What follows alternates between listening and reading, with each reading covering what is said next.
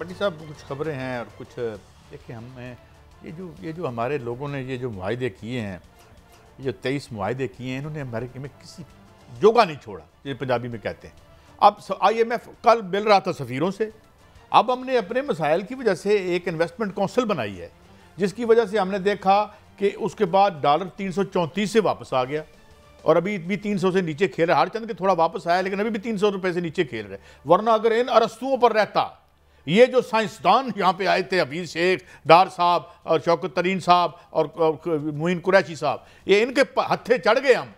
और ऊपर से ये हमारा स्टेट बैंक हुआ, जो खान साहब ने एक लेजिस्लेशन का पीस किया था, किसी बंदे ने उन्हें मत और अकल नहीं दी कि यार अपना जो स्टेट बैंक है उनके हवाले मत करो। सब गुजारिश है, IMF होता कौन है? अगर ये आप सलामती कौंसिल ना बनाते तो डॉलर आज 400 तक जा चुका होता, 334 से वापस आया, और पेट्रोल भी कम से कम 350 हो गया होता, स्मगलिंग अरूज पर होती। देखिए IMF या दुनिया जो आपको कर्जे देती है वो कोई ऐसी नहीं करेगी कि पाकिस्तान अपने पाँव पे खड़ा हो। वो कहेंगे डिसेबल रहे, हमसे मांगते रहे, हम इंटरेस्ट लेते रहे, फिर उन्हें दामों हम इनके अदारे खरीदे। मुझे लगता ये है भट्टी साहब कि जिस तरह कल शकील अहमद रामे साहब जो कि दानिशवर हैं, पॉलिटिकल साइंटिस्ट हैं, उनका हमने आर्टिकल चलाया था यहाँ प्राइवेटाइजेशन और कर्ज़ों के हवाले से। उसमें उन्होंने एक बड़ी सिग्निफिकेंट बात की थी कि वो यहाँ पे लॉबियस्ट हायर करते हैं, यहाँ के जो है ब्यूरोक्रेट, उनके रिश्तेदार, एक्स ब्यूरोक्रेट, वो फिर IMF को ये सबक और पट्टियाँ पढ़ाते हैं। अब इनको मुसीबत क्या पड़ी हुई है? मुसीबत ये पड़ी हुई है कि अगर ये इन्वेस्टमेंट काउंसिल बन गई तो ये जो लल्ले तलल्ले करते थे या अपना लूट सेल लगती थी, वो नहीं लगनी। काजी साहब एक कम से कम इनकी नहीं लगनी। एक अहम तरीन शख्सियत ने मुझे खुद कहा कुछ अर्सा पहले कि एक वजीर खजाना रहे हैं, उन्होंने एक कंपनी आई बाइट से इंटरनेशनल, उन्होंने कहा पहले साड़ी रकम लाओ। वो वेस्पा की कंपनी आई थी, मुझे नहीं पता। तो काजी साहब अब इनके ऊपर जब चेक आएगा ये चीखेंगे, ये कोई पता नहीं, ये शरायत इधर ही किसी कारीगर ने, उस शख्सियत ने आपको इस ट्रेन के बारे में भी तो कुछ बताया था, कुछ और जर्नलिस्ट भी बैठे, उन्होंने कहा था यार जिस मुल्क में पानी साफ का नहीं है और एक आप और ट्रेन बना दें जिसका हर महीने, उन्होंने कोई कर्जे की अमाउंट बताई थी कि इतना सूद आपको देना पड़े, वो मुल्क कैसे तरक्की करेगा? कि तालीम पे ये पैसा लगाओ, सेहत पे लगाओ, लोगों को रोज़गार दो। लेकिन उसने जवाब क्या दिया? सर कुछ वोट भी तो दहावेली काम करने पैंदे ने, अरब खरबों रुपये लगा के। बड़े साइंसदान आए थे माशाल्लाह। अब हमें जो है वो क्या क्या कर दिया इन्होंने। बहरहाल भट्टी साहब ये है कि ये हमास की ये जो हमास तो खैर जो इजराइल की वजह से ये एक गंद पड़ा हुआ है और जिस तरीके से बर्बरियत हो रही है, उसकी वजह से ये भी कहा जा रहा है कि जो 70 बिलियन की 100 बिलियन डॉलर की बात हो रही थी जहाँ इन्वेस्टमेंट आएगी, ये जो हमारी कौंसिल बनी थी, तो उसमें उसकी वजह से भी कुछ रुकावट नज़र आ रही है। तो बहरहाल हालात तो दुनिया के ठीक नहीं है और एक और बहुत बड़ा माशी बुरान इस सियारे से टकरा रहा है और ये 2020 के बाद ये बार बार हो रहा है। 2007-8 के बाद 2020 में आया और अभी 2020 का रुखसत नहीं हुआ, तो नया बुरान भी जो है उसकी आमद है। और हमें ये लगा हुआ है कि भट्टी साहब कहीं ये ना आ जाए, मैं ना आ जाऊँ, वो ना आ जाए। अगर नवाज शरीफ साहब आते हैं तो फिर सारे मसाइल हल नहीं हो जाएंगे। वो तो सारे कहते हैं एक मसाइल का हल है, सिर्फ और सिर्फ नवाज शरीफ साहब। अब आपकी वोट की जरूरत नहीं है उन्हें। ये जो आपने हल बताया ना, मैं इसका आपको हल, मैं नहीं कहता, वो कहते हैं नून लीग वाले। मैं इससे हट के एक बात करने लगा हूँ। किसी साहब ने मुझसे पूछा यार आपके ब्लड प्रेशर का क्या हाल है, क्या बेहतर हुआ? मैं कहा जी अल्लाह का शुक्र है, बड़ी शिफा हुई है। कहते कौन सी दवाई खाई है आपने? मैं कहा चेक करना छड़ देता है। तो इस तरीके से हल हो जाएगा इंशाल्लाह ताला मियाँ साहब के आने के बाद, बिल्कुल ठीक हो जाएगा जी।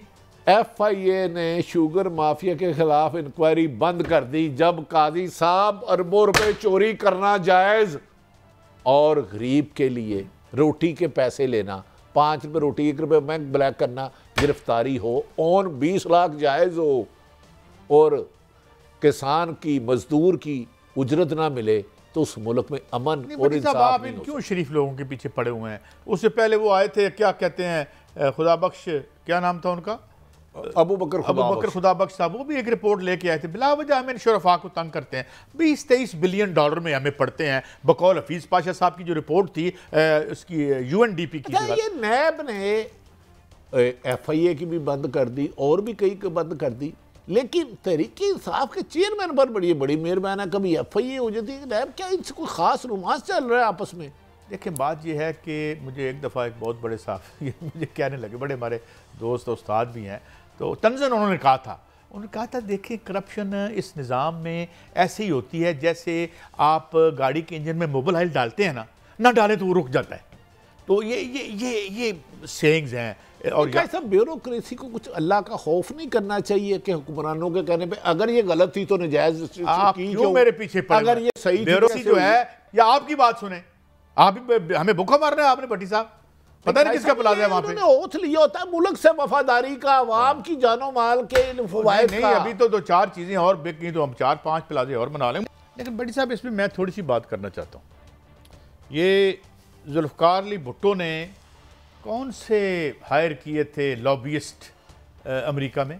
कैसा मैं उन्होंने सिर्फ लाहौर में एक मंशूर लिखा था मैं और पूरा पाकिस्तान तड़प के उनके पीछे हो गया। अमेरिका और अफ्रीका की कभी बात पिंडी की तरफ देखते हो, कभी अपनी कमजोरियां देखो यार। कैसा गुजारिश है, अवाम से दूर बैठे हैं आप। हमें खबर देने से रोका जा रहा है और प्रोपोगंडे की इजाज़त दी जा रही है। हमें यह कहा जा रहा है कि बीवियों से मशवरा करें। मौलाना साहब अब ये कह रहे हैं कि किसको कौन कह रहा है कि मेरे लिए जगह बनाओ? बिलावल भुट्टो, आप मेरा ख्याल है यार काई साहब आप अंडर एस्टिमेट कर रहे हैं इतनी अहम शख्सियात के बयानात को। बिलावल भुट्टो जुल्फ़िकार अली भुट्टो का नवाजा, बेनज़ीर का साहबजादा, वो कह रहा है कि मेरे लिए जगह बनाई। इससे क्या मुराद है? कौन किसको कह रहा है? सिर्फ सादी सी मुराद है, जब आप ताकत ऊपर से पकड़ते हैं, मांगते हैं, डिग्गी में से निकालते हैं, अपनी गाड़ी की डिग्गी में से ताकत निकालते हैं, अवाम से दूर हो जाते हैं, वोट पे आपका ईमान ही नहीं रहता, अमेरिका पे लॉबिंग करते हैं, पर यहां की जो मुक्तदर तबकात है वहां लॉबिंग करते हैं, तो आप कहां खड़े हैं? मुझे भट्टी साहब बताएं ना। पार्लिमान सुप्रीम है, मेरा साबिक वज़ीर आज़म आके मुझे कहता है मुझे नहीं पता, वो कहते हैं 70 करोड़ की एक सेनेट की सीट बिकती है, तो फिर कहां क्या रह गया आपके पल्ले? बताएं मुझे। कादी सब गुजारिश है, यही कहा ना शायद खाना बाजी साहब, मैं तो नहीं कह रहा, हम जोश में नहीं। ये दोनों अल्फाज बिलावल भुट्टो साहब और मौलाना साहब के, इसके बाद डू यू थिंक इस मुल्क में इलेक्शन नहीं होने चाहिए? पहले एक ट्रुथ कमीशन बनना चाहिए। बात नहीं कर सकते क्योंकि हमें सुप्रीम कोर्ट का हुक्म भाई है मैं और उसको हम सर आंखों पे रखते हैं। यार हम आंखों पे नहीं सर पे भी रखते हैं। अब ज़्यादा वास्ता सिर्फ सवाल भी रहने दो। गुजारिश है बे कि उन्होंने जो इल्ज़ाम लगाया है, तो मैं कह रहा हूँ, वो कह रहे हैं किसी को कह रहे हैं जगह बनाए। ऐसे इलेक्शन में फिर लोग शक्को शुबात का इजहार करेंगे। 18 पे आपने कहा धांधली हुई, आसफ अली जरदारी साहब ने 13 में कहा कि धांधली हुई। हर इलेक्शन के बाद धांधली का शोर बचता है। क्यों ना ऐसी फिजा बना दी जाए, क्यों ना ऐसा माहौल बनाया जाए, क्यों ना ऐसा शफाफ इलेक्शन बनाया जाए। अब इलेक्शन जब भी हो शफाफ, हारने वाला धांधली के लिए फिर धरने ना दे। भट्टी साहब, मैं आपको मैं ये कभी नहीं मानता, मैं उधर इशारा करूँ आज वो मैंने आके कुटदा है जी, और मैं कहाँ हूँ? मुझे एक बात बताएं, पार्लिमान को आप लॉ मेकिंग करें अपने आप को इंसुलेट करने के लिए, सिक्योर करने के लिए कि अगर आपकी मुबीना करप्शन जो है उसके खिलाफ कानून साजी करें, पर्सन स्पेसिफिक कानून बनाएं, इदारे भी उसको सपोर्ट करें, तो फिर आपके पल्ले कुछ किसी से गिला ना करें। कमजोर आप हैं, और कमजोर आप क्यों हैं? क्योंकि हमें इस मुल्क के अवाम के पांव में जूती नहीं है, पेट में खाना नहीं है, इलाज के लिए दवाई नहीं है, तो फिर बड़े लोगों से आप लोगों से इख्तिलाफ करते हैं। आज मेरा इतराज भी अपने पे सुन ले जी। आपने मोहतरम मरियम नवाज साहबा का बयान सुनाया, अच्छी बात है, हमारी लीडर है, पाकिस्तान की कौम की लीडर है। मौलाना फजलुर रहमान का सुनाया, कौम के लीडर है। मोहतरम बिलावल भुट्टो का डाला, तरीके इंसाफ के चेयरमैन का क्यों नहीं आपने चलाया? आप भी बायस्ड हैं।